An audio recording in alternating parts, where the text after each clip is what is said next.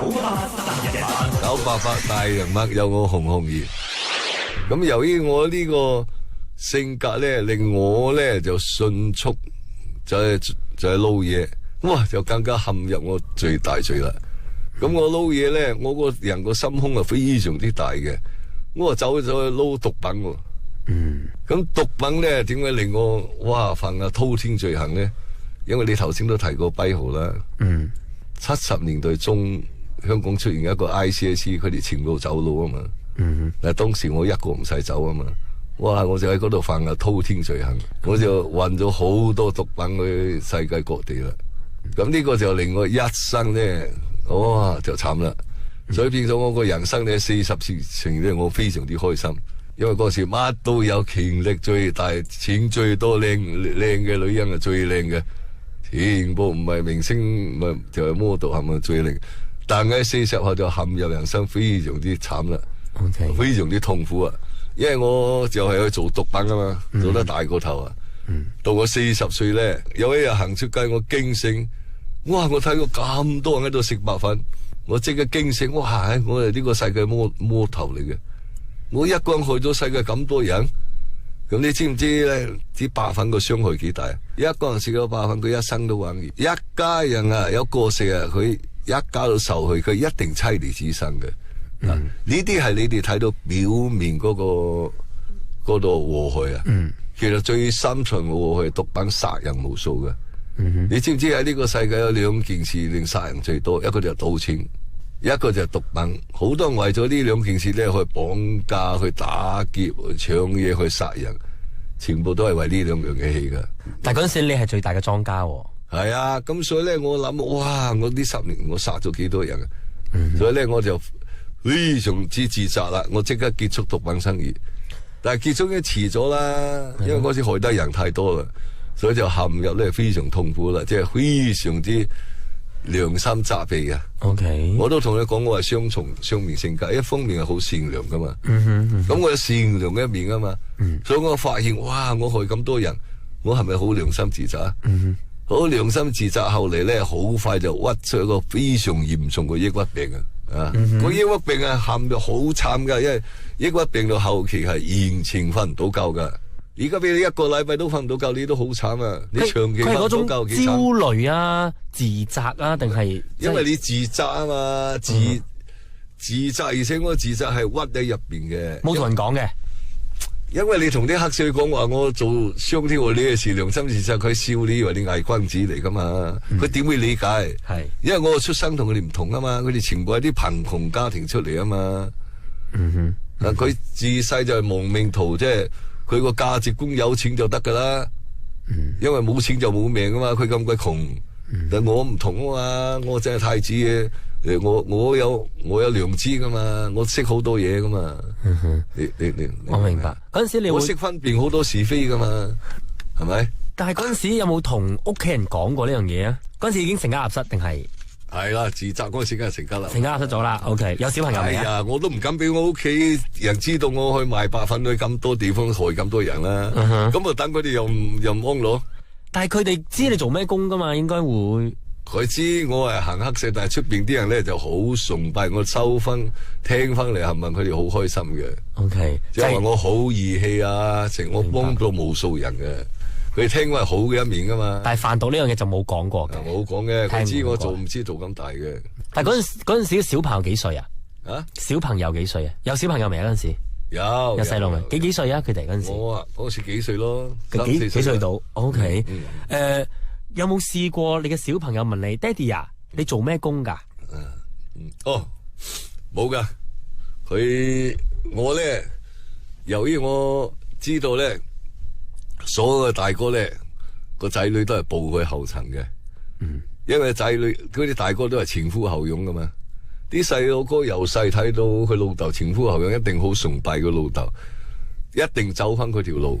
所以我知道咧，走呢條路咧係一條非常慘嘅路。我係為走錯呢條路咧，懺悔咗好多年嘅。咁所以咧，我就絕對冇理由想我個仔女步我後塵啊。所以我咧。由佢哋出世咧，我嚴禁咧喺我啲仔女面前前呼後擁嘅。即係我啲細佬要傍住我都係喺另外一個地方。明白。唔俾佢，即係唔俾佢睇到咩，唔俾佢睇到咩。同埋我咧就唔同你哋睇嗰啲黑社會，我着得好斯文嘅，我又唔講粗口嘅。因為我個家庭出身唔同啊嘛，我唔係講粗口嘅黑社會，我又着西裝，我啲衫好新潮嘅，全部自己設計嘅。佢哋咁細點知我係黑社會咧？988大人物有我紅紅兒。988大人物有我紅紅兒。咁所以佢哋係諗住你係做商人。係，到後尾俾人拉咗咧，我話叫佢探我做個反面教材。做反面教材，我開頭我老婆唔俾佢探我，唔得，你一定要俾佢探我。如果唔俾佢探我，你仲影響佢，佢覺得好自卑個老豆咩？但係你嚟探咧，我俾個反面教材啦，爸爸就行錯路，走錯路先要踎喺呢度。幾歲嗰陣時佢哋係？嗰陣時我5、6歲到啦，5、6歲到，OK，識傾偈咯，識傾偈啦，已經係。但係知道爸爸點解冇翻屋企嘅咁樣？係啊，所以我話俾你聽，我坐監，我走錯路咯，叫佢探我咯，我解釋俾你聽咯。所以我啲仔女一個都冇學嘅。OK，但係嗰陣時事業應該係如日中天，點解會坐監咧？哦，你又問得非常之好，因為嗰時我飛得太過高啦，我力量太大啦，太多錢啦，再唔捉我又係唔得噶。嗰陣時絕對係根本拉晒全香港都唔會拉我嘅。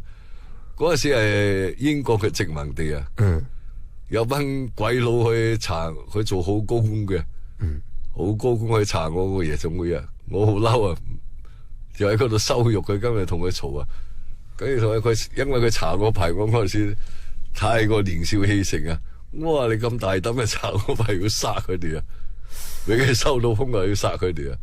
你明唔明啊？係。咁佢一查，我話知道我力量咁大，咁我夾硬做咗入去咯。因為嗰陣時即係睇翻啲報道啦，就係應該係80幾年嘅時候，就話到因為販毒，所以就入獄嘅。係。但係嗰陣時已經係個個清咗啦。其實佢拉我嗰陣時已經冇做毒品幾年嘅啦。哦。我80年已經開始刑前冇結束晒噶啦。佢84年先拉我啊嘛。嗰時我喺度懺悔緊，已經喺度係屈成病嘅，點解仲做咧 ？OK， 但係佢係夾硬砌啊！嗰陣時判幾年啦？係判20年啦，20年即係坐13年啦。所以入咗即係入咗監牢之後嘅生活係點嘅？監控係令我非常之同情坐監嘅人啊！我都痛苦到不得了俾我知道哇！失自由真係原來咁大鑊嘅係嘛？我就係13年前有班外國啲神學家50、60人在我嗰個3、4、8啲次號訪問咯。所以嗰陣時係出咗嚟嘅，出咗嚟嘅 OK， 出咗嚟嘅，出咗嚟開呢間3、4、8，呢間亞洲最大最靚嘅。佢同一時間佢幾千人喺度玩嘅，佢入去要排隊排幾個鐘噶，好誇張噶。其實係咁嘅，佢嗰班人咧，佢哋係神學家同社會學家嚟噶嘛。佢話佢亞洲淨係聽過2個黑幫頭子嘅名噶嘛。一個係杜月笙啊嘛，就上海嗰個。上海嘅。你咧就我哋讀書嗰陣時已經聽你名，哇，到咗老咗聽你名就非常之神奇。話我喺黑道個咁大成就，死後你想啲人點樣紀念你？哇！我突然間咧就人生第一次大喊特喊啊，係喊到好厲害啊，喊到控制唔到嘅。喺現場佢問完你之後，喺5、60人現場啊，即時大喊啊！喊咗成10分鐘都有啊，崩潰咁喊啊！啲人咪傻晒咯。係啊，啲人全部非常驚奇，非常驚訝。咁咧之後就問：喂，點解問個帶隊嗰個叫柏奇博士啊？點解問你呢個問題你要喊得咁淒涼？我話你非常之諷刺啊！